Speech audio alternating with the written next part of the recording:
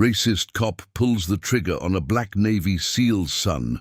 The military's revenge ends. His career. What if I told you that sometimes the most powerful weapon isn't a gun or a badge, but a father's quiet determination and a system that finally decides to listen?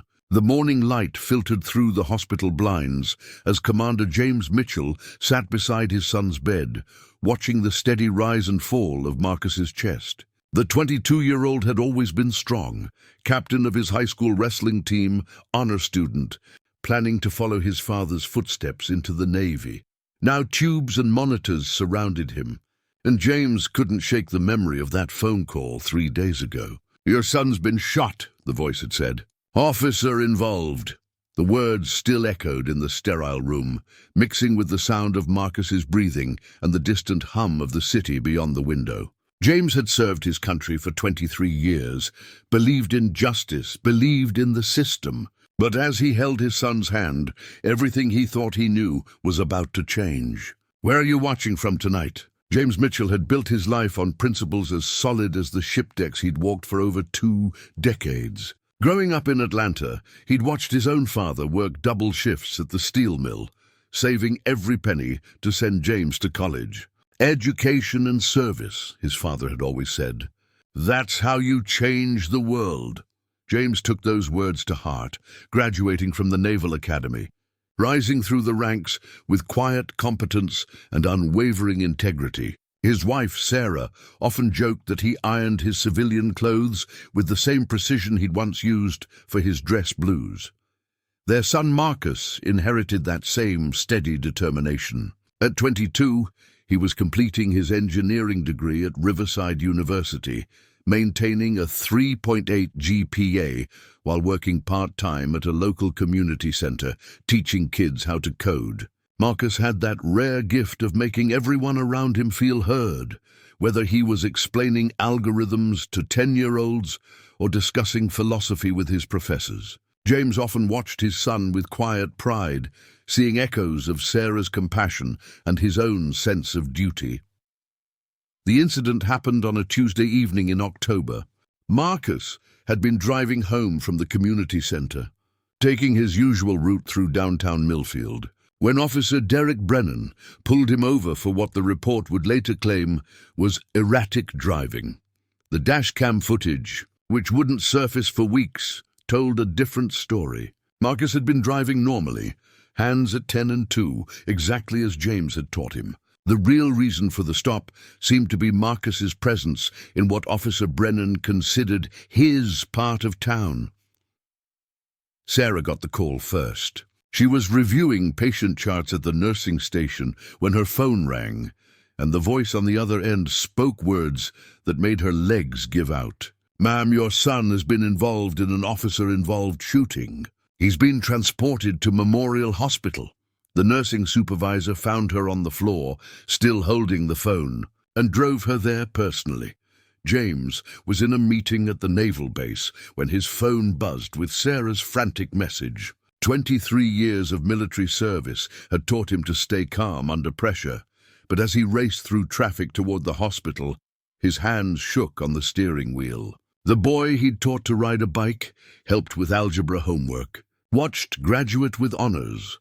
Marcus was fighting for his life because a traffic stop had gone horribly wrong. The initial police statement was brief and clinical. Officer Brennan observed suspicious behavior and initiated a routine traffic stop. The subject became combative and appeared to reach for a weapon. Officer Brennan discharged his firearm in self-defense. The subject was transported to Memorial Hospital in critical condition. It was the kind of statement James had read in newspapers dozens of times, never imagining how differently those words would feel when they described his own son. But Marcus's friends at the community center painted a different picture. They described a young man who'd never been in so much as a school fight, who spent his evenings teaching kids and his weekends volunteering at the food bank. Mrs. Henderson, who'd known Marcus since he was 12, shook her head when reporters asked if he'd ever been in trouble. "That boy apologizes when he bumps into furniture," she said.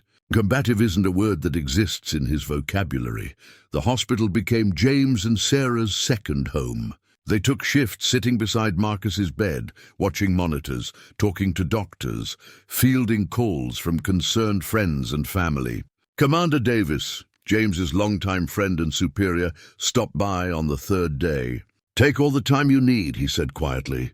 "And James, if you need anything, anything at all, you call me." There was something in Davis's tone that suggested he understood more than he was letting on. As the days passed, James began to notice things. The way some officers who came to check on the case spoke in careful, measured tones, like they were walking on thin ice. The way the police spokesman's story kept subtly changing. First, Marcus had reached for a weapon. Then he'd made threatening gestures. Then he'd simply failed to comply with instructions. The way Officer Brennan's colleagues seemed to avoid eye contact when James or Sarah walked through the hospital corridors. Sarah, who'd spent 15 years as a trauma nurse, knew the medical language the doctors used, could read between the lines of their carefully optimistic reports. Marcus would survive, thank God, but the bullet had shattered his collarbone and caused significant nerve damage. He'd need months of physical therapy, might never regain full use of his left arm. For a young man who'd planned to serve his country, the limitations would reshape his entire future.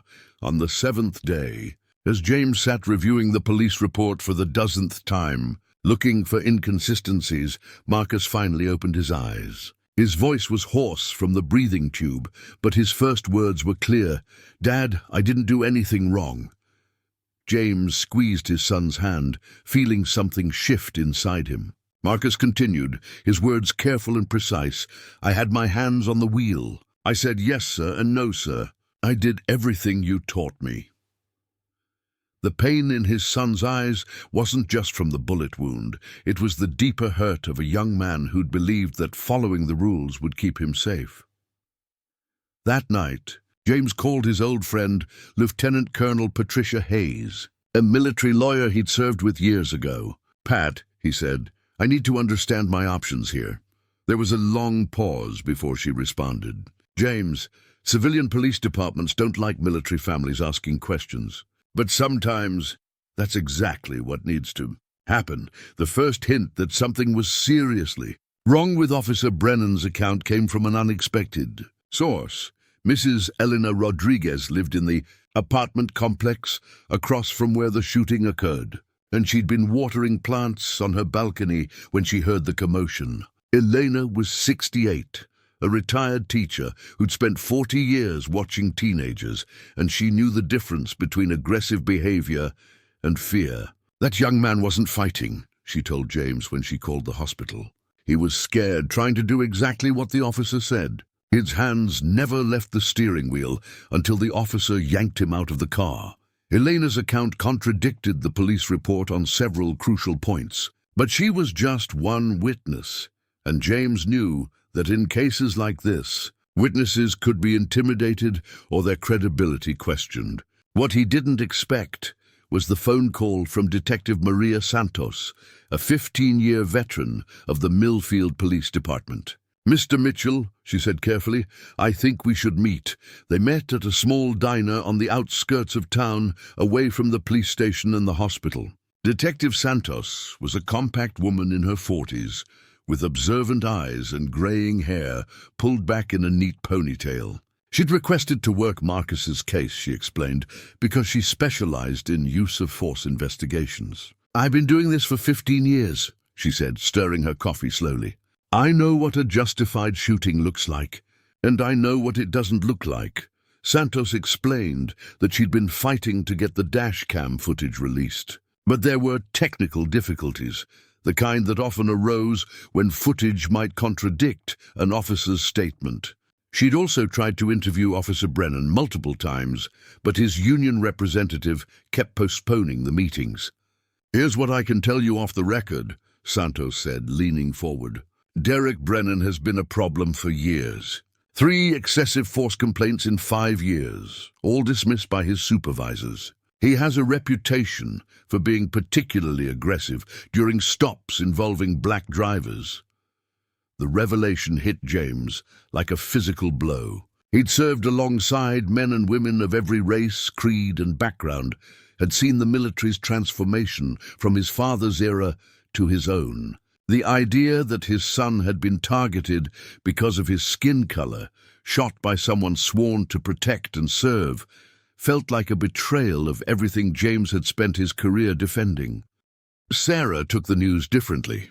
Her 15 years as a trauma nurse had exposed her to the aftermath of violence in all its forms, and she'd seen how the system often protected the perpetrators. "I've patched up too many young black men who were lucky to survive their encounters with police," she told James that night as they sat in Marcus's room.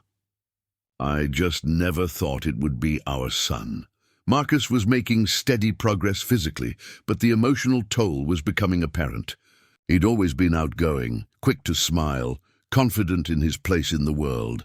Now he flinched when uniformed officers came to check on the case, and he'd stopped talking about his plans to join the Navy after graduation. "What's the point?" he asked James one afternoon.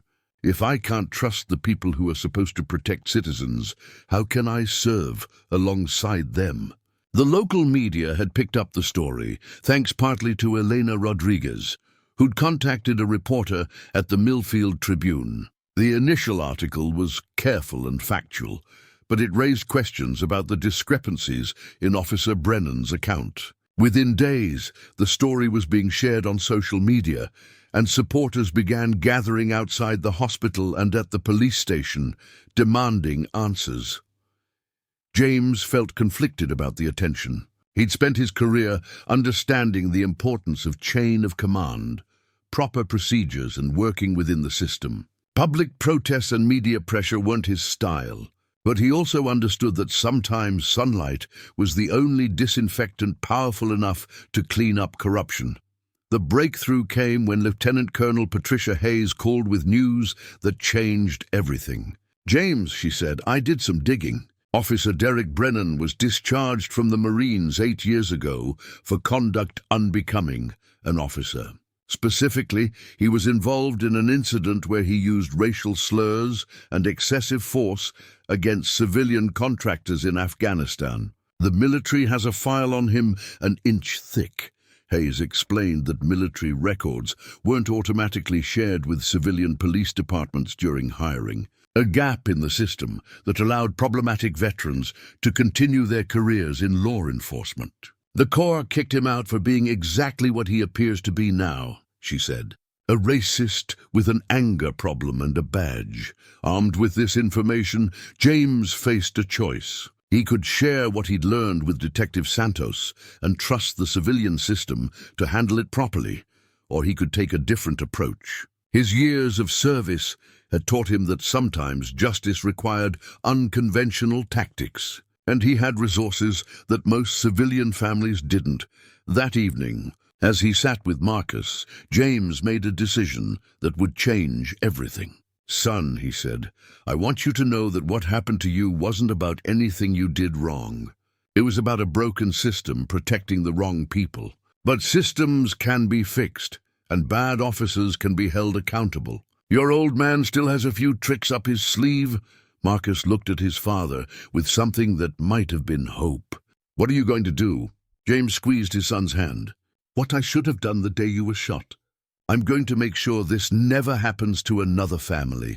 If this moment touched your heart, please give the video a thumbs up." The call came at 6 a.m. on a Thursday, 3 weeks after the shooting. James was already awake, sitting in the kitchen with his coffee and military precision morning routine, when his phone rang. The voice on the other end was calm, professional, and unexpected. "Commander Mitchell? This is Colonel Jennifer Walsh, Office of Inspector General, United States Navy. I understand you have information regarding a former Marine who's currently employed in civilian law enforcement." James had been careful about how he'd shared Patricia Hayes' findings, but the military's internal network moved information in ways civilians couldn't imagine. Someone at the Pentagon had connected the dots between Marcus's shooting and Derek Brennan's military record. "Colonel," James said carefully, "I'm a father trying to get justice for his son. If the military has information that could help, I'd appreciate knowing about it. Commander, what I'm about to tell you cannot leave this conversation until we give you permission to share it. Understood. Walsh's tone carried the weight of 20 years in military intelligence. Derek Brennan's discharge wasn't just for conduct unbecoming. He was investigated for a pattern of racial harassment that culminated in an assault on a black contractor in Kandahar. The contractor was hospitalized. Brennan received an other-than-honorable discharge and a recommendation that he never be hired for any position requiring public trust. The revelation was staggering, but Walsh wasn't finished. The discharge recommendation was sent to the FBI's National Crime Information Center, but there's no requirement for local police departments to check military discharge records. Millfield PD hired Brennan based on his veteran status, without ever reviewing why he left the service. James felt a familiar anger building, the controlled fury he'd learned to harness during his years in command. Colonel, are you telling me the system failed at every level? I'm telling you that we have an opportunity to fix it, Walsh replied. The Inspector General's office is opening an investigation into how former military personnel with problematic discharge records are finding employment in civilian law enforcement. Your son's case could be the catalyst for systemic change, but we need your cooperation.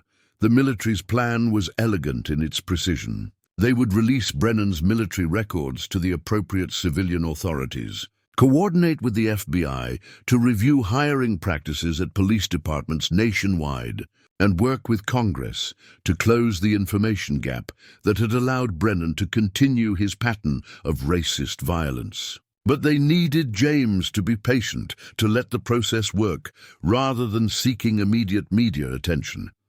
Sarah wasn't convinced. They want us to trust the system, she said that night as they walked through the hospital corridors. But the system is what put Marcus in that bed. She paused outside the chapel, where she'd been spending more time lately. How do we know this isn't just another way of managing the problem without actually fixing it? Marcus, who was finally strong enough to participate in longer conversations, surprised them both with his perspective. Mom, Dad served 23 years because he believed the system could work when good people made it work. Maybe this is his chance to prove that. Despite everything he'd been through, their son still believed in justice, still wanted to be part of the solution rather than just a victim of the problem. Detective Santos provided another piece of the puzzle when she called with an update on the local investigation. The dashcam footage has finally been found, she said with audible sarcasm. It shows exactly what Mrs. Rodriguez described. Marcus was compliant, respectful, and never reached for anything. Brennan escalated the situation for no legitimate reason. More importantly, Santos had discovered that Brennan's previous excessive force complaints had all involved black men between the ages of 18 and 30. The pattern is undeniable, she said. Internal Affairs buried the complaints, but I've been building a comprehensive file. Your son's case was the most serious escalation, but it wasn't the first time Brennan's racism turned violent.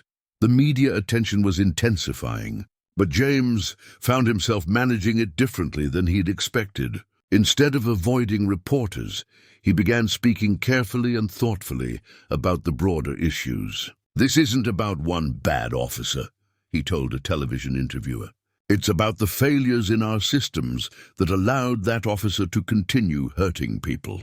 My son survived, but we need to make sure no other family goes through this. The community response was overwhelming. The local NAACP chapter organized peaceful vigils outside the police station. Veterans groups, including many of James's former colleagues, issued statements supporting the family and calling for accountability. The community center where Marcus volunteered started a scholarship fund in his name, raising money for other young people pursuing engineering degrees. But the most powerful moment came when Marcus was finally able to leave the hospital for a few hours. James wheeled him to the community center, where dozens of the kids he taught were waiting with handmade cards and a banner reading, "Mr. Marcus, we believe in you. 10-year-old destiny." who'd been struggling with basic programming concepts before Marcus started working with her, ran up to show him the simple game she'd coded while he was hospitalized. "I finished it for you," she said proudly. Marcus's eyes filled with tears, the first time James had seen his son cry since the shooting. But these weren't tears of pain or anger. They were tears of recognition, of understanding that his life had meaning beyond what one racist officer had tried to take from him. "Dad," he whispered as they watched the children, "I think I know what I want to do now. Not just join the Navy, but change it from the inside. Make sure people like Brennan never make it through the system again." That night, James called Colonel Walsh. "Ma'am," he said, "you have our full cooperation. Let's fix this system once and for all. Have you ever faced something like this? Share your experience in the comments." The hearing room at the Millfield Police Department's Internal Affairs Division was smaller than James had expected, with fluorescent lighting that cast harsh shadows across the long table where Officer Derek Brennan sat with his union representative. Detective Santos had arranged for James and Sarah to observe the proceedings, though they wouldn't be allowed to speak during the initial questioning. Marcus was still recovering, but he'd insisted on attending via video conference from the hospital, his image displayed on a large monitor facing the table.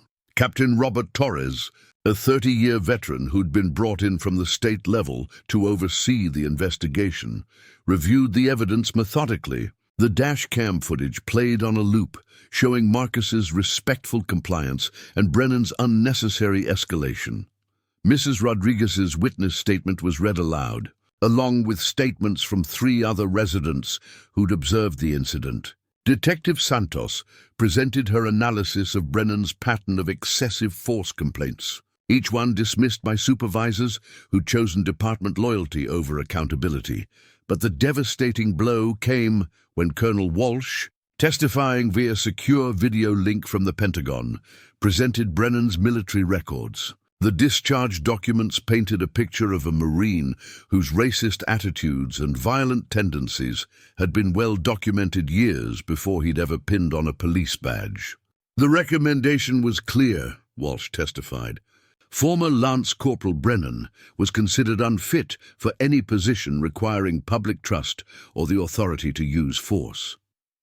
Brennan's union representative, a sharp-dressed lawyer named Robert Keller, tried to argue that military records shouldn't be relevant to civilian police work. But Captain Torres cut him off. "Counselor, character is character. A man who assaults people based on their race doesn't suddenly develop better judgment when he changes uniforms." The hearing revealed systemic failures that went far beyond one officer's misconduct. Brennan's hiring had been rubber-stamped by a department that valued veteran status without investigating why someone had left military service. His supervisors had dismissed citizen complaints without proper investigation, creating a culture of impunity that had enabled years of racist policing. The dash cam malfunction that had delayed the footage's release was revealed to be a deliberate attempt to protect an officer whose conduct was clearly indefensible.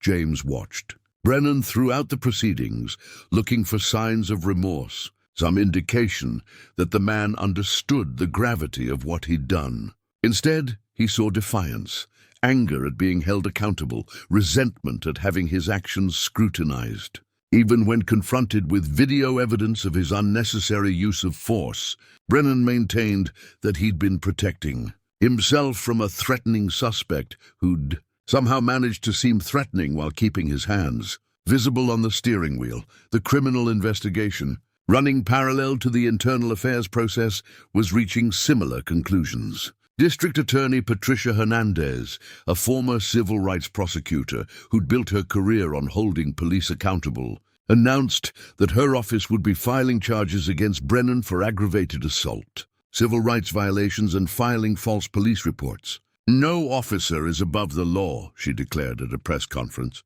"When someone sworn to protect and serve instead chooses to harm and terrorize, they must face the full consequences of their actions." Marcus's testimony, delivered from his hospital bed, was perhaps the most powerful moment of the entire proceeding. Despite his physical pain and the trauma he'd endured, he spoke with quiet dignity about the incident and its aftermath. "I've been taught my entire life to respect authority, to follow instructions, to trust that the system would protect me," he said, his voice steady despite the emotion in his eyes. "Officer Brennan's actions didn't just hurt me physically. They damaged my faith in the very institutions my father has spent his career defending." But Marcus didn't stop at describing his pain. He talked about the changes he wanted to see, the reforms that could prevent other families from experiencing similar trauma. Better screening of police recruits, mandatory review of military discharge records, independent oversight of excessive force complaints, community involvement in police accountability. "I don't want revenge," Marcus said, looking directly at Brennan through the video link. "I want justice, and justice means making sure this never happens again." The community response to the hearings was immediate and substantial. The peaceful protests outside the police station grew larger each day, with veterans in uniform standing alongside civil rights activists, all demanding accountability and reform. Pastor Williams from the Mount Olive Baptist Church, where the Mitchell family had attended services for 15 years, organized prayer vigils that drew hundreds of participants. "We're not here to condemn," he preached. "We're here to demand that our institutions live up to their highest calling." The media coverage had expanded beyond Millfield, with national outlets picking up the story as an example of how military and civilian systems could work together to address police misconduct. James found himself reluctantly becoming a public spokesperson, carefully explaining how proper accountability could strengthen rather than weaken law enforcement. "Good officers want bad officers removed from their ranks," he said during a television interview. "It's the code of honor that protects everyone's safety and reputation." The military's broader investigation was uncovering similar cases nationwide. Former service members with problematic discharge records who'd found employment in civilian law enforcement without proper screening. Congress was taking notice, with several representatives proposing legislation that would require background checks of military service records for all law enforcement applicants. On the final day of the Internal Affairs hearing, Captain Torres delivered his verdict with military precision. Officer Derek Brennan's actions on the night of October 15th were unjustified, excessive, and motivated by racial bias. His conduct violated department policy, state law, and the constitutional rights of Marcus Mitchell. This department's failure to properly vet his background and address his pattern of misconduct created the conditions that led to this tragedy. Brennan was terminated immediately, his pension forfeited, his law enforcement certification permanently revoked. As he left the hearing room, escorted by security, he finally looked at James and Sarah. For just a moment, his defiant mask slipped, and something that might have been shame flickered in his eyes. But it was too little, too late. If you've been moved by this journey, subscribe for more heartfelt stories. 6 months later, James stood at the podium in the Russell Senate Office Building in Washington, D.C., holding the same worn briefcase he'd carried throughout his naval career. The mahogany-paneled hearing room was packed with senators, military officials, police chiefs, and advocates, all gathered to discuss the Marcus Mitchell Police Accountability Act, legislation that would require comprehensive background checks of military service records for all law enforcement applicants. Marcus sat in the front row, his left arm still weak but functional, wearing the crisp white shirt and navy tie that James had taught him to knot perfectly years earlier. Sarah was beside him, proud and composed, holding a photo of Marcus taken at his high school graduation, young, hopeful, trusting in the system that had nearly failed him completely. "Senators," James began, his voice carrying the authority of 2 decades in command, "I'm not here as someone seeking vengeance against those who harmed my son. I'm here as a father and a public servant who believes our institutions can be better than they are today." He paused, looking directly at Marcus. "My son taught me that justice isn't about punishment alone. It's about preventing the next tragedy, protecting the next family, ensuring that service, whether military or civilian, truly means protecting those who cannot protect themselves. The legislation had bipartisan support, sponsored by Senator Patricia Martinez, a former Army JAG officer, and Senator Robert Thompson, whose own grandson had been the victim of excessive police force 3 years earlier.